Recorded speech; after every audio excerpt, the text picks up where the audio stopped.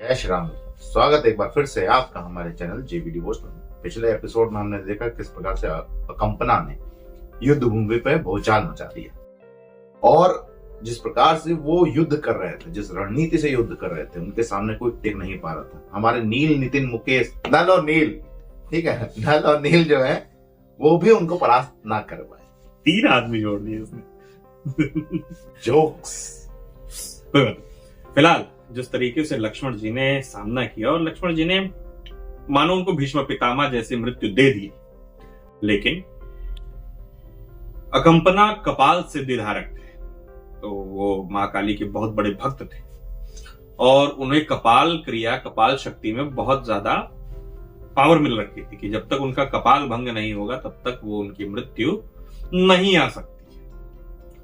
उपासक होने के नाते बाणों के ढेर सारे वार सहने के उपरांत उठ खड़े हुए और चल पड़े प्रभु श्री लक्ष्मण के पीछे उनको मारने के लिए। लेकिन बजरंगबली ऊपर से आए, एक गदा उठाया और बम से मारा और चले गए। ब्रेन की सारी नसें फट गए, ब्लास्ट कर गए। रावण ने एक न्यू अपॉइंटमेंट जरूर रखा होगा, देखते हैं कौन आता है न्यू रिक्रूटमेंट। क्योंकि अभी क्या है, अभी युद्ध चल ही रहा है, तो धीरे धीरे कुछ यूनिक चीजें तो दिखाई जाएंगी हमें। हाँ, तीनों मर गए ना भाई, अब उनको नया योद्धा चाहिए भाई, अब नया योद्धा चाहिए। तो न्यू अपॉइंटमेंट कौन है ये देखने के लिए हमें चलना पड़ेगा एपिसोड में। फिलहाल इस एपिसोड को शुरू करते हैं। Episode number 227 part 1। प्रभु, ये अकंपना के बचे हुए जीवित सैनिक हैं। अब इनका क्या करना हो?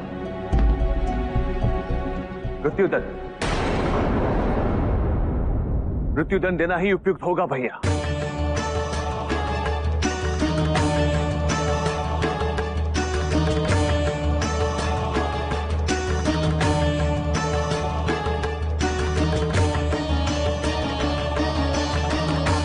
रुको,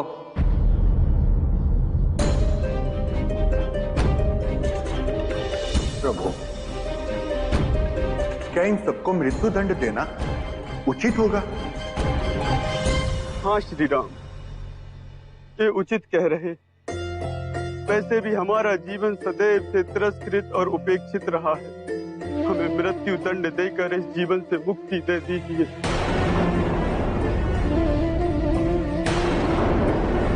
श्री राम, हमने तो इस युद्ध में इसलिए भाग लिया था कि युद्ध विजय के पश्चात हमें योद्धा के रूप में सम्मानित जीवन मिलेगा।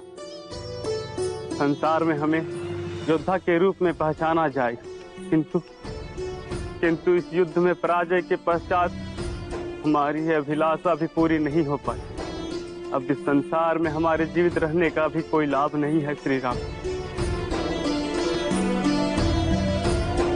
इसलिए आप हमारा वध कर दीजिए श्री राम, आप हमारा वध कर दीजिए। ये युद्ध आप सभी के लिए अपने परिचय, अपने मान सम्मान, अपने अस्तित्व और अपनी प्रतिष्ठा का युद्ध था। इस संसार में प्रत्येक प्राणी को सम्मान के साथ जीने का पूर्ण अधिकार है और इसीलिए आप हमारे बंदी नहीं हैं। आप सभी को मुक्त किया जाता है।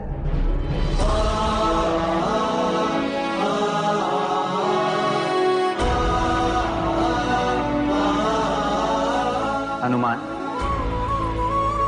सभी को मुक्त कर दो।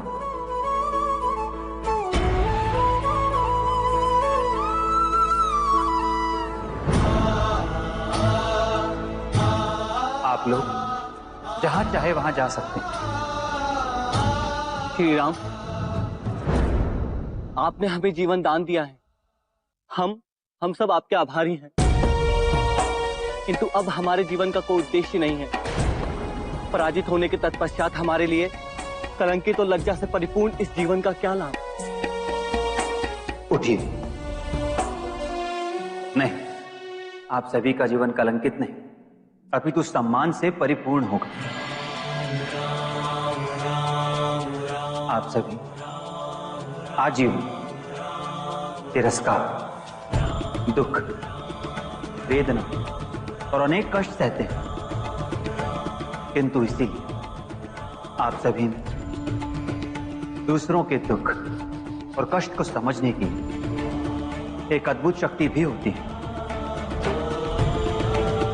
और इसीलिए औरों के दुख और वेदना को समझकर यदि आप उन्हें अपना आशीर्वाद और शुभकामनाएं देंगे तो वे अवश्य सफल होंगे।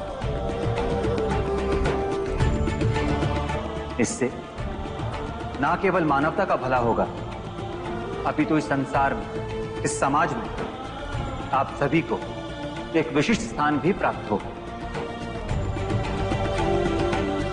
आज से संसार के समस्त प्राणी आप सभी का आशीर्वाद और शुभकामनाएं प्राप्त करने के लिए आप सभी को मान और सम्मान देंगे।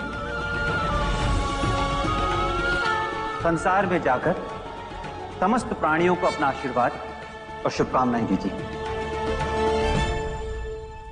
जय श्री राम, जय श्री राम, जय श्री राम, जय श्री राम। महाराज, वानर योद्धाओं ने असुरों के वीर योद्धा दुर्मुख और प्रहस्त का वध कर दिया है। लक्ष्मण और हनुमान ने अकंपना की भी हत्या कर दी है।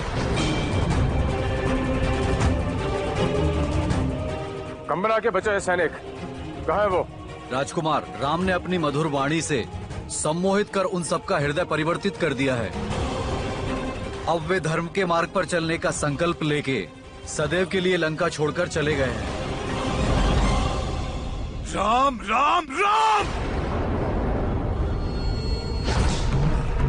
पहले मैंने सोचा था तुम्हें जीवित नहीं छोड़ूंगा, पर अब तुम्हारे विनाश का समय आ चुका है रघुकुल भूषण।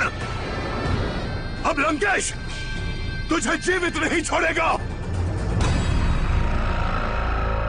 मुझे सूचना मिली कि लंका में संसार के सबसे भयानक, पराक्रमी और महाबली असुर योद्धाओं को आमंत्रित किया गया है।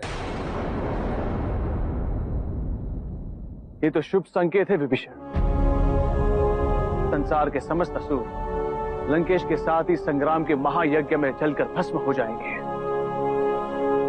सुमित्रा नंदन, ये सभी असुर योद्धा अत्यंत पराक्रमी और अनेक प्रकार के शक्तियों से संपन्न है। इन्हें पराजित करना हमारे लिए सहज नहीं होगा। ऐसी कौन सी शक्तियां हैं उन असुर योद्धाओं के पास जिससे हम इतना भयभीत हो रहे हैं? लंकेश ने जिन पराक्रमी असुर योद्धाओं को युद्ध के लिए आमंत्रित किया, उसमें देवांतक नामक असुर थे। सिंह में अतुलनीय बल और पराक्रम, उसे अपने सिंगों से युद्ध लड़ने में महारत प्राप्त है।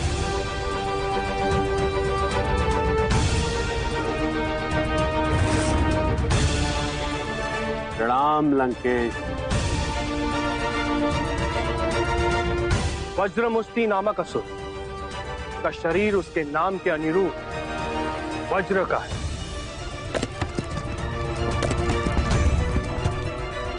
उसके शरीर पर किसी भी अस्त्र या शस्त्र का कोई प्रभाव नहीं पड़ता।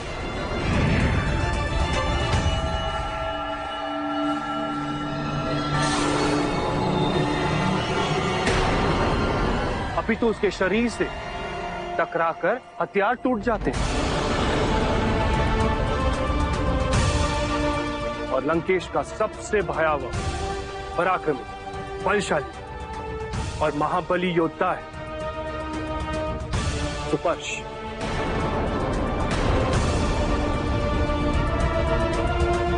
सुपर्श का आधा शरीर नाग का है और आधा शरीर असुर का। वो अपने विष से सैकड़ों प्राणियों को एक साथ मृत्यु के घाट उतार सकता है।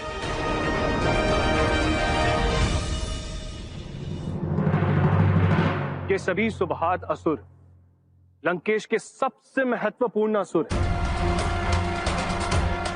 इन्हीं योद्धाओं के बल पर लंकेश का संपूर्ण संसार में आधिपत्य है।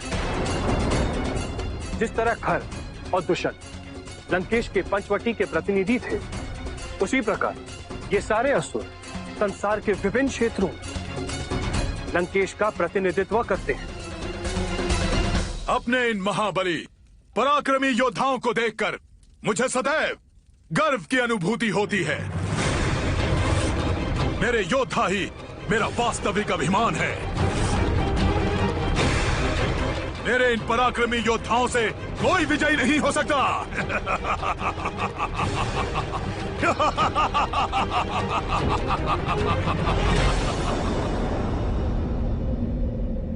इसका तात्पर्य है कि रावण ने संपूर्ण पृथ्वी पर फैली अपनी समस्त शक्तियों को इस युद्ध के लिए एकत्रित कर लिया और इस युद्ध में विजय प्राप्त करने के लिए वो छल और बल दोनों का प्रयोग करेगा। हमें हर समय पूर्णतः तैयार और सावधान रहना होगा।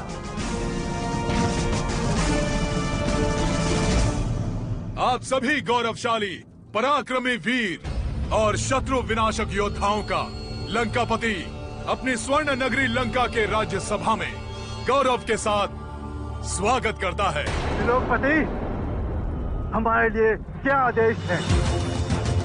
हमारा रथ आपके शत्रु का विनाश करने के लिए ललाहित है। आप हमारे स्वामी और रक्षक हैं। मैं अपने सिंह से समस्त वानर सेना को ही समाप्त कर दूंगा महाराज, आदेश दे। जितने भी अंतक हैं, देवांतक, वज्रांतक और जो भी लगना है नाम, सर्पांतक, हाँ सर्पांतक तो सब का अंत आ चुका है। तो सब आखिरी जगह पे आके खड़े। वाह भाई वाह, मतलब एक्समैन की टोली तो असली यही इन्हीं के पास है।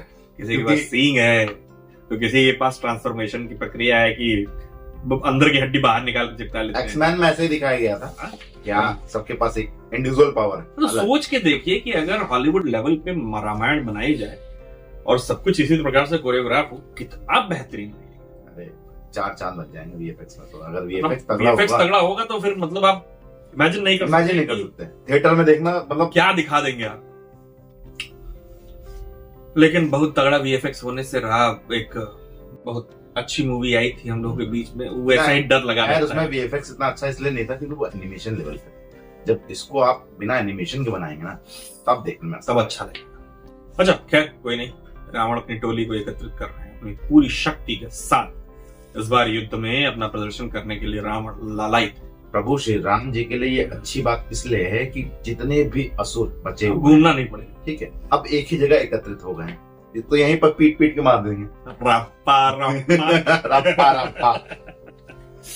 तो ठीक है, देखते हैं क्या होता है आगे। फिलहाल इस एपिसोड को मित्रों करना होगा यही समाप्त। शीघ्र ही मिलेंगे नए के साथ, तब तक के लिए राधे राधे।